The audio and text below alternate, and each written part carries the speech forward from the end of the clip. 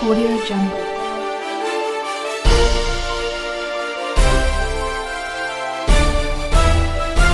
Audio Jungle.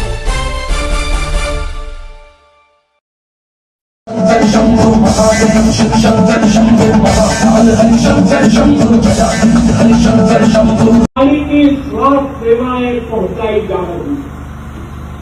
Hello दोस्तों, BR news channel में स्वागत है आपका। दोस्तों, कोरोना की दूसरी लहर खत्म हुई थी कि कोरोना की तीसरी लहर ने दस्तक देना शुरू कर दिया है, जिसके कारण देश में एक बार फिर से लॉकडाउन लगना शुरू हो गया है। तो दोस्तों, कहां पर कोरोना की तीसरी लहर आई है और कहां पर लॉकडाउन लगना शुरू हुआ है, इसकी संपूर्ण जानकारी देंगे। तो दोस्तों नमस्कार, जय हिंद, वंदे मातरम भाइयों बहनों। तो स्वागत है आपका भारत के सबसे बड़े BR न्यूज चैनल पर।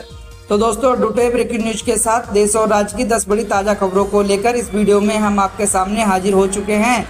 साथ में ये रेल सेवा, बस सेवा, कोरोना वायरस, लॉकडाउन, राशन वितरण, स्कूल कॉलेज परीक्षा और मोदी सरकार की नई योजना से जुड़ी छोटी से छोटी खबर की अपडेट इस वीडियो में देने वाले हैं।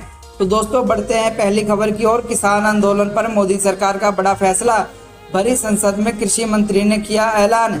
नए कृषि कानूनों को लेकर गतिरोध खत्म होने का नाम नहीं ले रहा है। विपक्ष और किसान संगठनों का इन कृषि कानूनों के खिलाफ प्रदर्शन जारी है।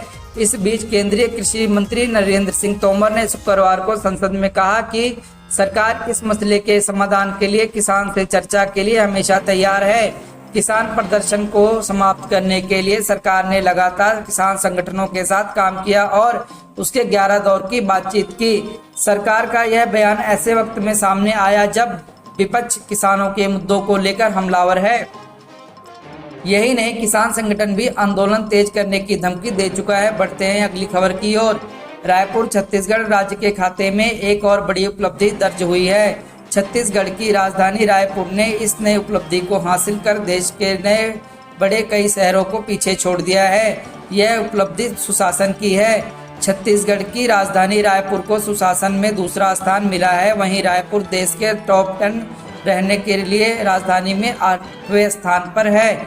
बढ़ते हैं शिमला की तरफ। शिमला में नशे की आदत को खत्म करने के लिए हिमाचल प्रदेश के मंडी जिले के करसोग की बिंदला पंचायत ने नई पहल की है। 6 महिला मंडलों ने ग्राम सभा में यह प्रस्ताव पारित करवाया है कि अगर BPL से नीचे जीवन यापन करने वाला कोई भी व्यक्ति नशे की हालत में पाया जाता है तो इसका नाम सूची से काट दिया जाएगा। प्रधान रोशनी देवी की अध्यक्षता में हुई बैठक इस प्रस्ताव को पारित किया गया। महिलाओं ने पंचायत में शराब के अवैध कारोबार को बंद करने की भी मांग की है। बढ़ते हैं हिमाचल की ओर। हिमाचल में घूमने आने वालों को बड़ा झटका, वैक्सीन की दोनों डोज के बाद मिलेगी एंट्री। शिमला देश अभी कोरोना की दूसरी लहर से पूरी तरह से उबर नहीं पाया है कि तीसरी लहर का खतरा मंडराने लगा है। इसे देखते हुए हिमाचल प्रदेश की सरकार ने प्रदेश में आने वाले पर्यटकों के लिए कुछ कड़े नियम बनाए हैं। इनके अनुसार पर्यटकों को वैक्सीन लगवाकर आने को प्रोत्साहित किया जा रहा है। पर्यटक को वैक्सीन की दोनों डोज लगवा कर आना होगा, लेकिन अगर वैक्सीनेशन नहीं हुआ है या दोनों डोज नहीं लगी है तो उन्हें 72 घंटे पहले की नेगेटिव RT-PCR रिपोर्ट दिखानी होगी। वहीं अगर वैक्सीन की दोनों डोज लगी है तो RT-PCR रिपोर्ट दिखाने की जरूरत नहीं है। पर्यटकों को सबूत के तौर पर वैक्सीनेशन सर्टिफिकेट दिखाना होगा। बढ़ते हैं अगली खबर की ओर। भारी बारिश की मार झेल रहे मध्य प्रदेश को 5 दिनों तक कोई बड़ी राहत नहीं मिलने वाली है। वहीं बिहार, झारखंड, यूपी, पंजाब, हरियाणा में भी बारिश की संभावना बहुत भारी है। दिल्ली में भी हल्की बारिश के आसार हैं। बढ़ते हैं किसानों की तरफ। राकेश टिकैत ने आगे कहा कि जो आंदोलन हो रहा है वह कोई राजनीतिक आंदोलन नहीं है, सिर्फ किसानों का आंदोलन है। भारतीय किसान यूनियन के नेता राकेश टिकैत ने केंद्र सरकार का बड़ा आरोप लगाया कि उन्होंने कहा है कि केंद्र सरकार को कंपनियां चला रही हैं। पंचायत आज तक कार्यक्रम में इंटरव्यू के दौरान राकेश टिकैत ने कहा है कि देश में अभी बीजेपी की नहीं बल्कि मोदी सरकार है। उन्होंने कहा है कि यह बीजेपी की सरकार होती तो किसानों से बात करती, लेकिन यह मोदी सरकार है जिसे कंपनियां चलाती हैं, जो किसी से बात नहीं करती हैं। अपने जुझारूपन और दिलेरी से इतिहास रचने वाली भारतीय महिला हॉकी टीम का पहला ओलंपिक पदक जीतने का सपना टूट गया जब ब्रिटेन ने टोक्यो ओलंपिक में कांस्य पदक के रोमांचक मुकाबले में 4.3 से हरा दिया। हालांकि भारतीय महिला टीम ने सेमीफाइनल में पहुंचकर पहले ही सफलता के नए मानदंडों को छू लिया था। वहीं प्रधानमंत्री नरेंद्र मोदी ने महिला हॉकी टीम का हौसला बढ़ाया। पूर्वी लद्दाख में चीन के साथ जारी तनाव में भारत को बड़ी कामयाबी मिली है। भारतीय सेना ने चीन के आगे अपने आप को चीन ने मजबूर होकर अपने सैनिक गोगरा पोस्ट से हटा लिए हैं। बढ़ते हैं अगली खबर की ओर। व्हाट्सएप पर मिलेगा कोरोना वैक्सीनेशन का सर्टिफिकेट। वैक्सीन का मिक्स डोज वायरस पर ज्यादा असरदार और पहले टेस्ट में बारिश ने भारत से छीनी जीत। बढ़ते हैं पंजाब की तरफ। पंजाब सरकार ने रविवार को किसानों और उनके परिवारों के लिए बड़ा फैसला किया है। वर्ष 2021-22 के लिए 8.50 लाख किसान परिवारों को आयुष्मान कार्ड भारत बीमा योजना से जोड़ने का निर्णय लिया है। जे फार्म और गन्ना तौल पर्ची वाले सभी किसान इस तहत सेहत योजना के लिए आवेदन कर सकेंगे। सरकार ने आवेदन के लिए एक विशेष पोर्टल की शुरुआत की है। बढ़ते हैं राजस्थान की तरफ। उदयपुर राजस्थान में आज विश्व आदिवासी दिवस धूमधाम से मनाया जाएगा। विश्व आदिवासी दिवस के मौके पर राज्य सरकार की ओर से संपूर्ण राज्य में अवकाश घोषित किया गया है। कोरोना की महामारी को दृष्टिगत रखते हुए इस वर्ष राज्य स्तर समारोह मुख्यमंत्री अशोक गहलोत के मुख्य आतिथ्य में बीसी के माध्यम से सुबह 11 बजे से मनाया जाएगा। इस मौके पर आदिवासी समाज से जुड़ी कई अहम और बड़ी योजनाओं का शिलान्यास और लोकार्पण किया जाएगा। मुख्यमंत्री 256.18 करोड़ के 228 कार्यों का लोकार्पण और शिलान्यास करेंगे। बढ़ते हैं कोरोना की तरफ।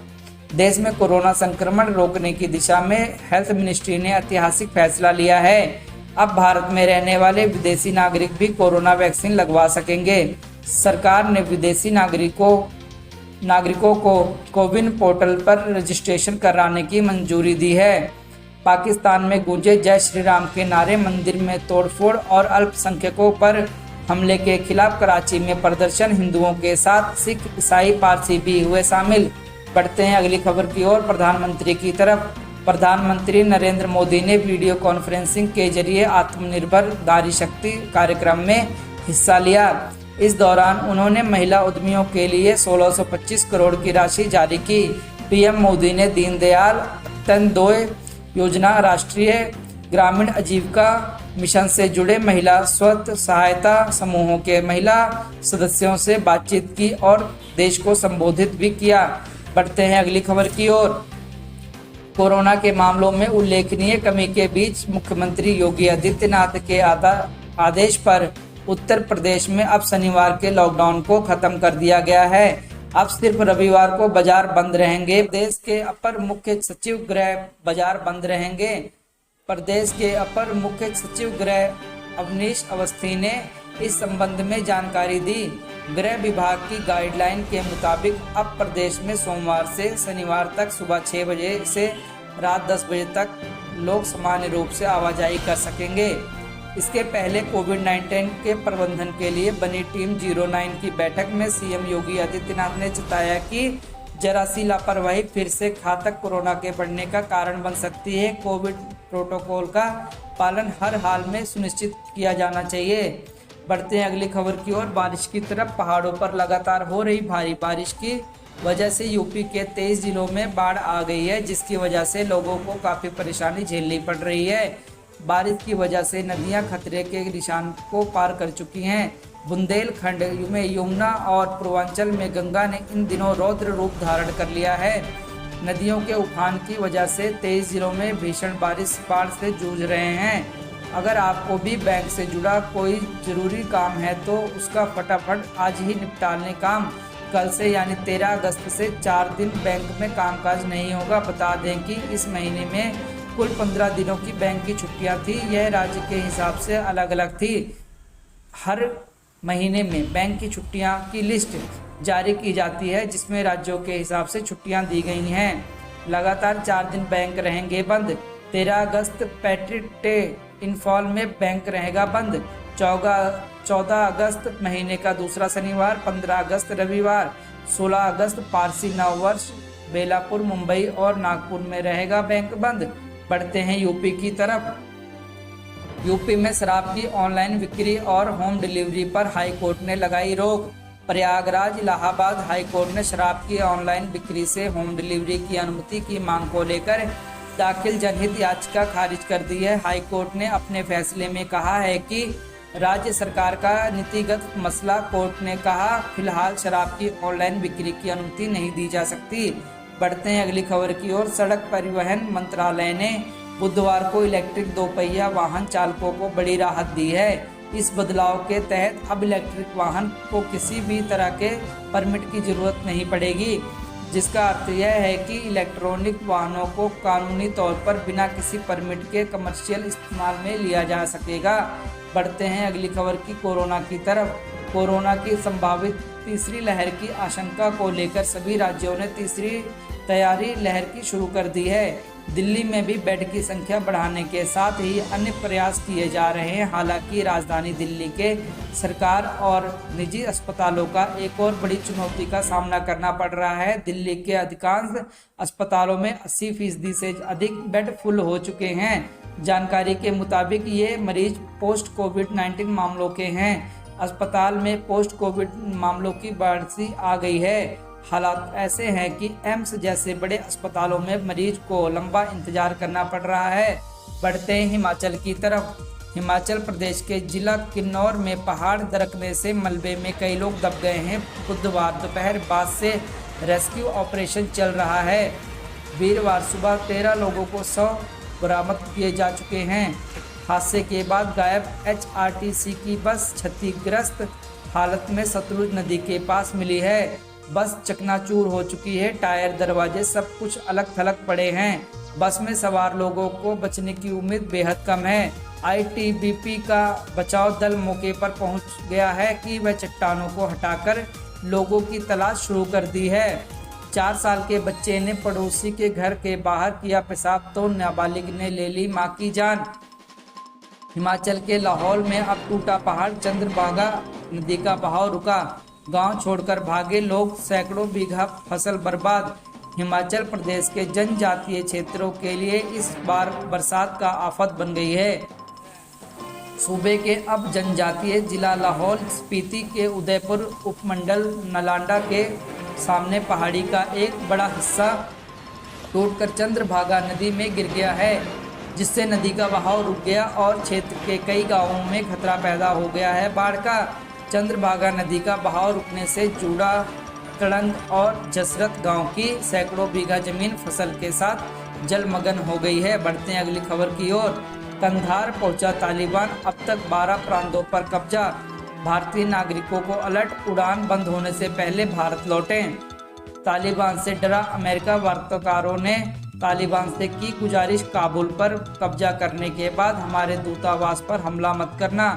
बढ़ते हैं अगली खबर की ओर। 9 राज्यों में 50% से ज़्यादा वयस्कों में लगा पहला डोज। अब फिर धीमा हुआ टीकाकरण। उम्मीद की जा रही थी कि कोरोना वायरस के खिलाफ जुलाई के बाद से टीकाकरण की रफ्तार बढ़ेगी, लेकिन हाल ही में सामने आए आंकड़े के अलग संकेत दे रहे हैं।